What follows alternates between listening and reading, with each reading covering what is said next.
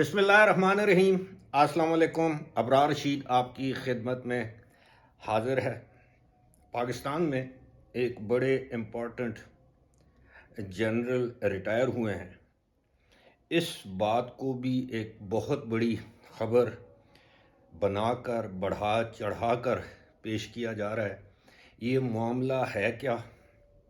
General صاحب کون تھے؟ کیوں قبل از وقت انہوں نے ریٹائرمنٹ لی یا ان کو قبل از وقت ملازمت سے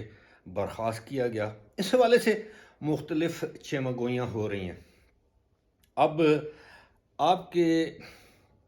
علم میں ہوگا ہمارے ملک میں روزانہ کوئی نہ کوئی اعلیٰ سرکاری افسر یا اپنی مدت ملازمت پوری کر کے ریٹائر ہو جاتا ہے یا قبل از وقت ریٹائرمنٹ لے لیتا ہے یا کسی نہ کسی وجہ سے ملازمت سے برخاست کیا جاتا ہے۔ لیکن ہمارے ہاں جنرل جو ہے وہ بھی 3 سٹار اور کور کمانڈر ہو تو ظاہر اس کی اہمیت اپنی جگہ۔ تو اس حوالے سے مختلف چمگوئیاں ہو رہی ہیں۔ ہمارے منگلا کور کے کور کمانڈر تھے، میں تھے اس لیے کہہ رہا ہوں کہ اب وہ کور کمانڈر نہیں ہیں، اللہ ان کی زندگی کرے، اب بھی وہ حیات ہیں، اب شاید ملازمت میں نہیں ہیں۔ لیکن ہم نے یہ بھی سنا ہے کہ جو جنرل ریٹائر ہو جائے 1 سال تک وہ اپنے نام کے ساتھ جنرل لکھ سکتا ہے، اس کو ریٹائرڈ لکھنے کی ضرورت نہیں ہوتی۔ لیکن ان کا نام تھا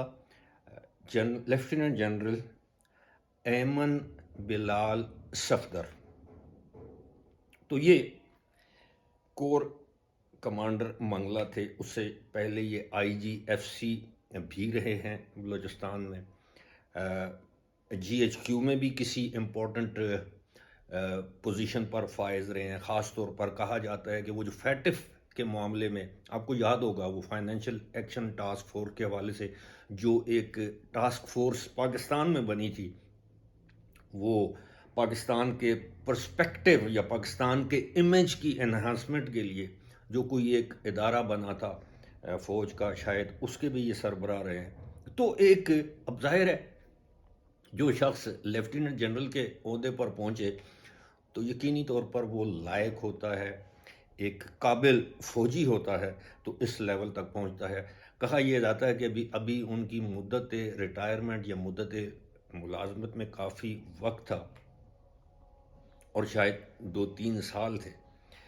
اب ظاہر ہے اس حوالے سے ISPR کوئی تبصرہ کر سکتا ہے، یا جو ایک ان کی برانچ ہوتی ہے MS برانچ، وہ بتا سکتی ہے کہ ان کی کتنی مدت ملازمت رہتی تھی۔ البتہ ابھی جو پاکستان میں جو لوگ، جو یوٹیوبرز، اینکر پرسنز یا جرنلسٹ، وہ جو خبریں ان کے حوالے سے اڑا رہے ہیں یا ڈسکس کر رہے ہیں، ان کے مطابق اگر ان پر یقین کیا جائے تو ایسے لگتا ہے کہ جنرل صاحب کو شاید کسی بات کی وجہ سے ان کو کوئی پیغام دیا گیا ہے کہ حضور آپ کے جس طرح کے خیالات ہیں، بہتر یہ ہے کہ آپ اپنی سروس سے ریٹائر ہو جائیں، یعنی پری میچور ریٹائرمنٹ لے جائیں۔ کچھ لوگوں کا یہ ماننا ہے کہ یہ موجودہ جو سیٹ اپ ہے، یہ اس سے، یعنی جو سیٹ اپ سے مراد جو اب آپ سمجھ سکتے ہیں کہ سول اینڈ ملٹری،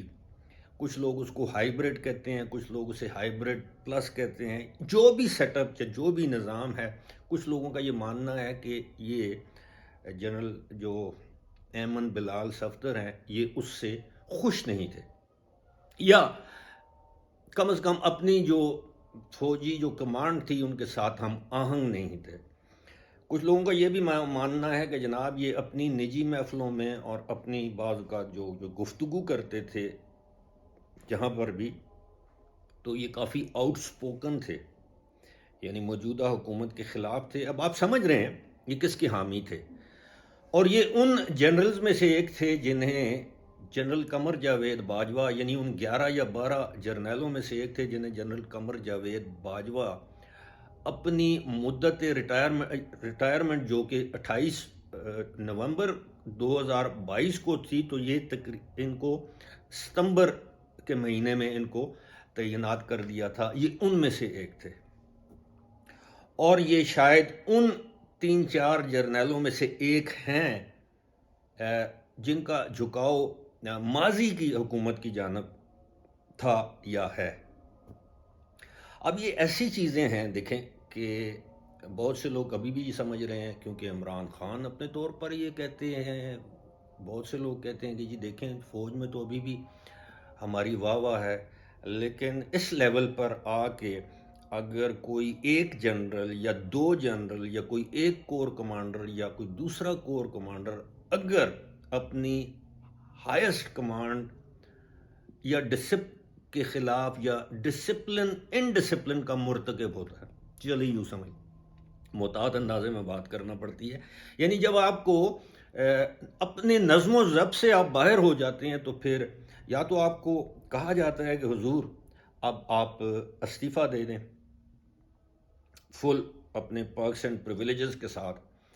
یا پھر یہ ہوتا ہے کہ آپ کو کسی انکوائری کا سامنا کرنا پڑتا ہے اور پھر آپ کو برطرف کیا جاتا ہے. ایک مثال مجھے آج بھی یاد ہے، ایک ہمارے کور کمانڈر کوئٹہ تھے، نواز شریف کا دور حکومت تھا، جب وہ راجہ نادر پرویز گجر خان والے ان کے بھائی تھے، راجہ طارق پرویز شاید ان کا نام تھا، وہ لیفٹیننٹ جنرل تھے. وہ کوئٹہ کے دورے کے دوران اس وقت میاں نواز شریف وزیر اعظم تھے، تو انہیں جا کر ملے، اور آرمی چیف سے چونکہ اجازت نہیں لی تھی ملنے کی، لہٰذا ان کو جنرل پرویز مشرف نے، جو کہ اس وقت آرمی چیف تھے، انہوں نے ان کو ملازمت سے برطرف کر دیا تھا اس جرم کی پاداش میں. تو فوج اس حوالے سے کافی سینسٹیو ہے کہ جب کوئی serving high ranking military officer کسی بھی جگہ اپنی قیادت، اپنی کمانڈ کے مروجہ طریقہ کار کے خلاف کوئی بات کرے، یا کوئی ایک سیاسی جماعت کے فوج کی کمانڈ نے یہ فیصلہ کر لیا ہو، تہیہ کر لیا ہو کہ جی ہم نے ان سے اب دور رہنا ہے، اور وہ ان سے قربت داری کے لیے لابینگ کر رہے یا قربت داری کا اظہار کرے، تو یہ فوج کو یہ سب کچھ قبول نہیں ہوتا. اب بہت سے لوگوں کا یہ ماننا ہے کہ آنے والے دنوں میں اگر اس طرح کے کوئی اور استعفے،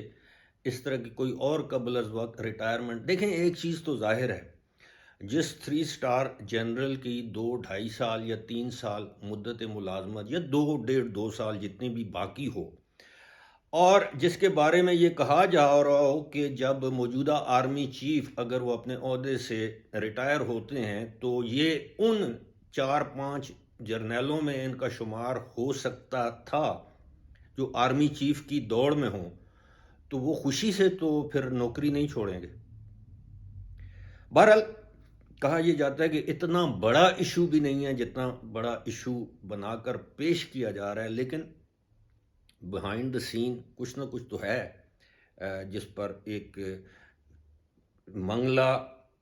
کور کے منگلا جیسی امپورٹنٹ کور کے کور کمانڈر قبل از وقت استعفیٰ دیتے ہیں،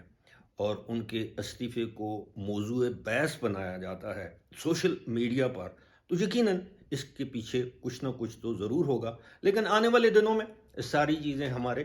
سامنے آ سکتی ہیں. فی الحال مجھے دیجیے اجازت.